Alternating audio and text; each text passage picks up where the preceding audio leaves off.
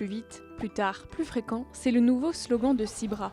De nouvelles lignes appelées Ritmo débutent leur circulation dès le 29 avril. Elles restructurent des lignes déjà existantes en les prolongeant.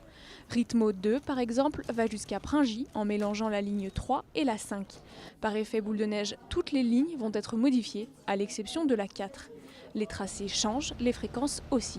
Les bus iront jusqu'à 1h du matin le soir, c'est-à-dire on nous disait souvent quand même on ne peut pas aller au restaurant ou au cinéma et rentrer ensuite, maintenant on pourra. Bien sûr le soir il y aura moins de fréquences, mais on pourra dans tous les cas rentrer chez soi.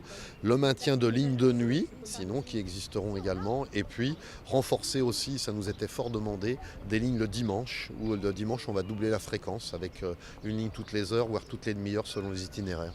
20% d'offres kilométriques en plus, une vingtaine de conducteurs supplémentaires et 10 bus ajoutés à la flotte.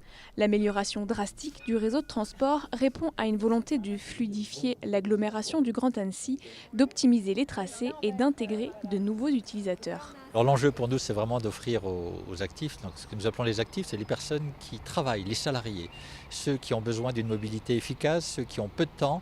Et donc l'objectif de ces lignes, c'est d'offrir un outil de mobilité qui soit en adéquation avec leurs besoins. Et pour être en adéquation, on dessert les zones d'emploi, le centre-ville, mais aussi le parc des Glaisins, le nord de l'agglomération où il y a 2500 emplois autour de l'hôpital. Donc l'objectif, c'est d'offrir aux salariés une mobilité nouvelle et une mobilité douce et peu polluante. L'application Cybra existe depuis 1 an, mais elle aussi va voir quelques changements à partir du 29 avril. C'est une application de transport, mais pas uniquement de bus. C'est vraiment une application qu'on a souhaité faire multimodale. C'est-à-dire que vous allez pouvoir retrouver dans l'application l'ensemble des itinéraires en bus, mais également en car interurbain, à vélo, à pied, même en voiture, ce que vous pouvez retrouver dans l'application voyage en voiture jusqu'à un parc relais, et ensuite prendre le bus. Mais également, vous avez également les parkings en centre-ville, avec la disponibilité des places en temps réel dans l'application.